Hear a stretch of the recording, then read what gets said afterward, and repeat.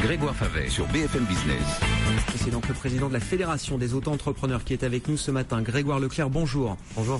Bon, finalement, c'est ce qu'on se disait là juste avant le début de l'interview. Vous auriez préféré que ce fameux seuil abaissé à 19 000 euros soit inscrit dans le projet de loi qui sera présenté la semaine prochaine en Conseil des ministres, Grégoire Leclerc? Oui, on aurait préféré que cette évolution, qui est l'évolution principale et l'évolution quasiment unique de cette réforme Pinel, soit inscrite noir sur blanc dans la loi. Pourquoi ? Pour qu'on puisse avoir un élément de discussion avec les parlementaires sur le sujet. Si on cache la poussière sous le tapis en mettant un seuil hypothétique à 19 000 dans un décret qui sera hypothétiquement signé dans plusieurs mois, on n'a pas un débat honnête et clair, et notamment un débat parlementaire honnête et clair sur les enjeux et les impacts de cette réforme. Et donc finalement, on va avoir une angoisse qui va se rajouter à l'incertitude de tous ces auto-entrepreneurs qui attendent de savoir à quelle sauce ils vont être mangés par les parlementaires et par l'exécutif. Et ça veut dire, dans cette logique-là, que vous avez le sentiment d'avoir un soutien du côté des parlementaires que vous n'avez pas, évidemment, aujourd'hui du côté du gouvernement. Oui, on a un soutien du côté des parlementaires, et j'en veux pour preuve, d'ailleurs, le fameux rapport qui a été commis par deux sénateurs il y a quelques semaines sur, effectivement, la mise en place du régime de l'auto-entrepreneur et le bilan qui en est fait maintenant depuis 4 ans et demi. Et ce soutien, qui est d'ailleurs un peu surprenant, on n'imaginait pas qu'il viendrait de là, ce soutien est très clair. Les sénateurs, qui sont des gens proches des territoires, voient bien que dans leur circonscription, dans leur canton, dans leur commune, on a des auto-entrepreneurs qui ont retrouvé un pied à l'étrier, qui ont retrouvé une situation, un statut, qui ont retrouvé une confiance en eux dans la manière de travailler, et ils se rendent bien compte que retoucher une énième fois à un dispositif qui a déjà bougé 11 fois en 4 ans et demi, c'est dangereux. 900 000 auto-entrepreneurs aujourd'hui en France. Alors sur la question des 19 000 euros, parce que bon, Sylvia Pinel, son entourage nous disent de toute façon au-delà des 19 000, il faut avoir dépassé le seuil 2 années consécutives. Hein, c'est ça, pour basculer dans le régime général. Sylvia Pinel nous dit mais de toute façon il y aura des mesures d'accompagnement, de formation. Sauf que vous dites vous 19 000 euros, enfin le 32 600 euros aujourd'hui quand on parle des services, c'est un seuil comptable. C'est-à-dire que c'est pas une question de formation, d'accompagnement, c'est que sous 30 000 euros, on va dire, on ne peut pas être aujourd'hui chargé comme une entreprise classique au risque d'exploser en vol. Alors je pense que c'est très important de revenir effectivement là-dessus. Il y a un effort pédagogique d'ailleurs de notre part à faire pour expliquer comment fonctionne vraiment l'auto-entrepreneur. Les 32 600 euros qu'on connaît aujourd'hui n'ont pas été déclinés comme ça par hasard un beau matin. C'est pas un chiffre sur un coin de table. C'est pas un chiffre sur un coin de table. Ils existent en fait depuis 1995. C'était en fait à la base le régime micro, qui a été ensuite appliqué, simplifié de manière administrative, de manière dématérialisée, et qui a donné l'auto-entrepreneur. Ce seuil de 32 600 euros, il permet quoi? Il permet de payer 23% de charges, premièrement, sur le chiffre d'affaires, et deuxièmement, il permet d'avoir, on va dire, un minimum de rentabilité et de viabilité dans l'entreprise, puisqu'on a finalement à la fin, net de net dans la poche, à peu près 20 000 euros au maximum par an. Si on plafonne ce chiffre d'affaires à 19 000, avec les niveaux de charges que l'on connaît derrière, une entreprise au régime réel n'est pas viable. N'est pas viable. Donc le seuil comptable de 19 000, 20 000, 21 000 euros, de toute façon, n'est pas viable en l'état actuel. Et donc il est important pour nous de rester sur quelque chose de stable, à savoir 32 600 euros de chiffre d'affaires pour les services, 81 000 pour l'achat-revente, et de mettre en place en parallèle de cela ce que demande l'Inspection générale des finances, à savoir un programme d'accompagnement, de formation, de contrôle statistique pour mieux connaître le régime de l'auto-entrepreneur et, encore une fois, je pense que c'est l'élément essentiel, stabiliser ce dispositif. C'est-à-dire que là, sur le seuil, il faut pas confondre. En gros, 19 000, 20 000 euros, c'est un équilibre sous le régime de l'auto-entrepreneur. À partir du moment où on a une activité rentable sous le régime et sous la fiscalité de l'auto-entrepreneur, mais pas sous la fiscalité du régime général. Du régime réel, oui, tout à fait. Du régime réel. 19 000 euros, enfin, ça correspond à quoi? Moins de 10% des auto-entrepreneurs aujourd'hui en France, c'est ça environ, Grégoire Leclerc? Alors non, les statistiques aujourd'hui sont un peu plus étalées que ça, parce qu'en réalité, il y a une véritable courbe de Gauss autour du chiffre d'affaires. Aujourd'hui, 80% des auto-entrepreneurs font entre 0 et 25 000 euros de chiffre d'affaires, et effectivement 10 à 15% font entre 25 et 32, ce qui est finalement une proportion assez faible.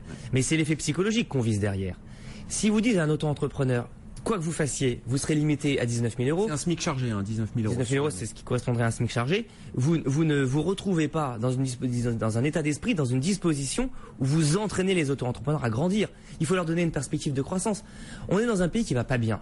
on a la crise. Alors on est en train de retrouver un minimum de semblant de croissance, espérons-le, à partir de 7h30. Bon voilà, c'est pas encore mais c'est pas encore phénoménal. On a besoin d'apporter des éléments de dynamisme aux auto-entrepreneurs. On a besoin de leur dire allez-y, grandissez, on va vous accompagner. Au lieu de leur mettre une épée de Damoclès, de leur donner de l'incertitude, de casser la confiance qu'ils peuvent avoir dans le dispositif et dans l'État. Il faut les accompagner. C'est l'inverse qu'on cherche à faire. Générons de la croissance plutôt que de la décréter avec un plafond, un seuil, quelque chose de totalement arbitraire. Il y a eu une décélération là justement des créations d'auto-entreprises là ces dernières semaines, ces derniers mois, Grégoire Leclerc. Évidemment, puisqu'on récolte ce qu'on sème. Évidemment qu'on a une décélération des créations d'entreprises. Ça fait 3 mois de suite.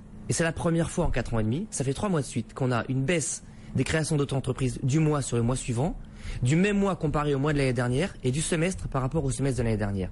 Tous ces indicateurs sont au rouge en même temps pour la première fois depuis 4 ans et demi. Mais il n'y a pas de surprise. En matière d'économie, je le dis souvent, la confiance est indispensable. Et clé. Elle est clé. On n'a pas instauré la confiance avec les auto-entrepreneurs. On n'arrête pas de leur dire un matin, votre régime sera plafonné à 19. Le lendemain, on leur dit finalement, ça ne sera pas un débat parlementaire, ça sera un décret. Le surlendemain, on leur dit, vous aurez plus droit à la formation professionnelle si vous faites pas de chiffre d'affaires, alors qu'on parle d'accompagnement en permanence. Le jour d'après, on va leur parler de la cotisation foncière qui n'est toujours pas réglée. Comment veut-on que sur un terreau aussi instable, on arrive à faire pousser des plantes vertes? Sylvia Pinel, son entourage confirme effectivement que ce sera fixé par décret, que le seuil de 19 000 € pour l'instant est pas remis en question, sauf que est-ce qu'il y a l'idée, là, selon vous, quand même, de revenir autour de la table des négociations? Il y a une commission dédiée à l'entrepreneuriat individuel qui va commencer ses travaux fin septembre. Tout à fait. L'agenda, c'est présentation du projet de loi en Conseil des ministres la semaine prochaine, début des travaux de la commission fin septembre, qui seront terminés, on l'espère, avant le débat parlementaire. Enfin, c'est le but, quand même. J'imagine que c'est dans cet ordre-là que ça doit se passer, Grégoire Leclerc.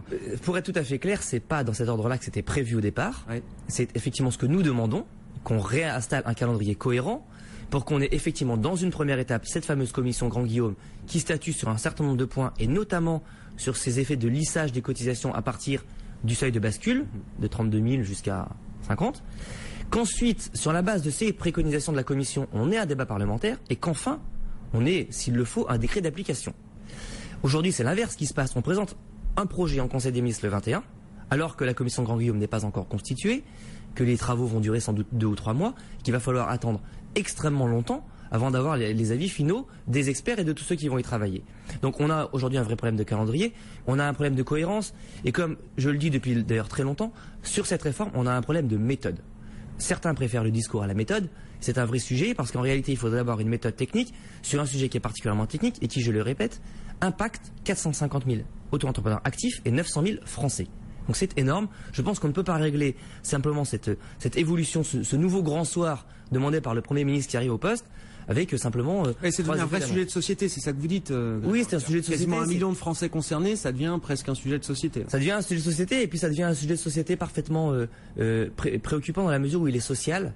Ça touche beaucoup de gens qui sont dans des situations précaires ou des situations, on va dire, peu rentables, peu économiquement viables, des situations de gens qui font du service à la personne, de gens qui font des petits services, des petits travaux, du service aux entreprises, mais qui sont pas millionnaires. Hein, il faut pas se cacher derrière notre petit doigt. On sait qui sont les auto-entrepreneurs et comment ils vivent. Donc on peut pas toucher à ce dispositif comme ça à la va-vite. Donc prenons le temps, mettons en place une commission, travaillons sur des effets effectivement de lissage, d'accompagnement, de formation, et ensuite faisons un débat parlementaire. Mais pas l'inverse.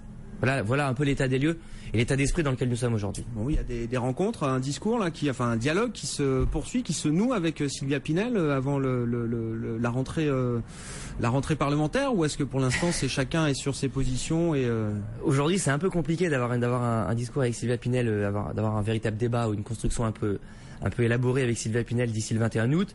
Ce qu'on espère, en revanche, c'est que dès la rentrée parlementaire et même dès la rentrée de l'exécutif, on puisse renouer un peu les discours et les débats.